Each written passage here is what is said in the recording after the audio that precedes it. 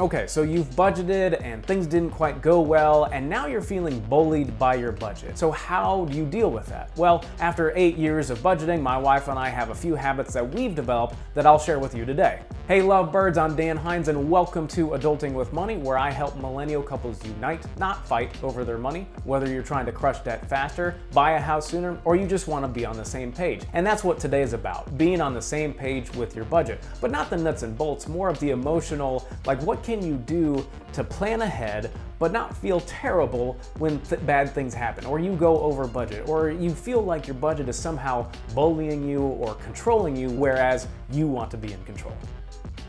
Tip number 1, don't spend a lot of time planning. So back in the 4th grade, I was a bit more advanced in math, and my small town school didn't really know how to handle me. So 4th grade, I didn't really learn any extra math. Instead, my project was to build a house out of Legos and draw all the designs and then present it as like a project. And I went to my 4th grade teacher and said, here's my little house and my designs. He goes, oh, okay. And he takes a pen and he just kind of taps on the roof and it falls in. He's like, oh, well, that's not structurally sound. And then he taps on a wall and that falls down. He's like, oh, that doesn't seem good either. This is 4th grade. I'm like 9 or 10 years old. So what did I do?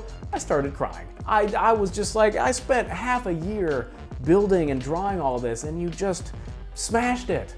And I bet that's how you felt about your budget. You spent all this time and energy putting this plan together and then life just comes in and smashes it all to pieces. When you spend a lot of time planning things and they don't go quite right, it feels terrible. When it comes to budgeting, you really don't need to spend a lot of time planning. But you also have to be aware of Parkinson's Law, which says, work expands so as to fill the time available for its completion. Which essentially means if you're gonna take all weekend to put together a budget, it's gonna take you all weekend to put together a budget. Instead, set a 1-hour timer and with your partner say, okay, we're gonna put together a budget in an hour. And if you can't finish it within an hour, that's a signal to say, okay, we're being too detailed, we're thinking too hard on this, what can we just fill in and get it done and move on?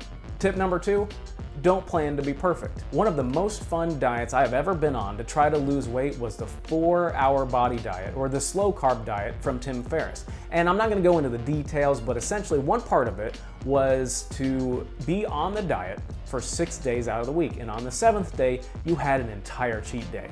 From the moment you woke up to the moment you fell asleep, you got to eat whatever you want, as much as you want, whenever you want it, as long as it was within that day. And I went all out. Pancakes, waffles, 4 rolls of sushi, pasta, hamburgers, pizza, ice cream. And by the time I got to the ice cream for dinner, I was full. I had been a glutton all day and I was ready to go back on the diet. And for 6 days, I would stick to the diet 100%. And Tim Ferriss argues, if you're trying to stick to a diet 100% all day, every day, it's gonna be really hard. It's a high bar for success, and you're probably gonna fail. So instead, follow the slow carb diet. 6 out of 7 days, that's about 80%. So you stick to the diet 80% of the week and then cheat for the last 20%.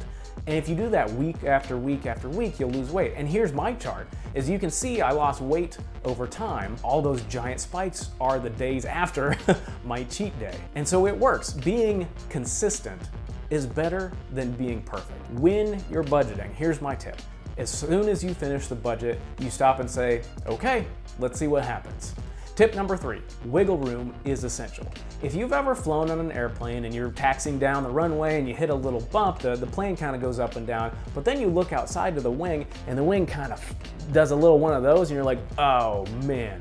Seeing that for the first time really freaks you out. And if you've ever been in a skyscraper and been to the very top and the wind blows really hard, you can feel just a tiny bit of movement. Having a little bit of flexibility is a good thing. Having flexibility is a sign of strength. So my tip is when you're putting together a budget, have as much wiggle room as you can possibly have. One of the best things you can put in your budget is a miscellaneous fund, a miscellaneous bucket. Have $50 or $100 every single month that it's just there. You could also have little tiny emergency funds. So every month, my wife and I have $50 that goes towards car repair and $50 that goes towards home improvement. Now, we don't use that $50 every month. So month after month, it can build up, but the wiggle room comes in where maybe you went over budget on groceries. You can take that $50 from the car repair or from the home improvement to help balance out your budget for the month. The fourth tip is my favorite, is to imagine your budget like a football field. If you were on a football team and the coach came to you and said, okay team, we're gonna do these plays in this order, and as long as we don't deviate from that plan, we're gonna win.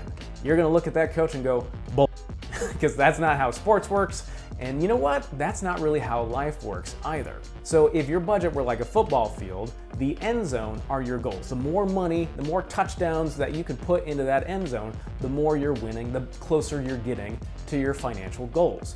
But then that budget, if it's balanced, it creates a boundary around your month. So the month of February or January or March or July has this boundary around it, and as long as you don't go outside of that boundary and you're throwing money into the end zone, you're getting closer to your goals, you're winning. And so when I'm coaching couples or I'm talking with my wife and we're budgeting, honest to goodness, as long as we stay within the bounds for the month and money's going towards our goals, we're scoring touchdowns, I don't really care what happens in the middle. If we got to pass, we'll pass. If we're going to run, we're going to run. If we're going to pitch it to someone else, that's fine. So I don't really care how much we're spending on groceries versus restaurants. I don't really care if we have Hulu or Netflix or Disney Plus. As long as we're scoring touchdowns and we're getting closer to our goals and we don't go out of bounds, I'm a happy camper with my wife. I'm a happy coach with my couples. Hey lovebirds, if you haven't started budgeting with your partner yet, check out this video. If you're thinking about using Mint as a couple, check out this video here. Take care.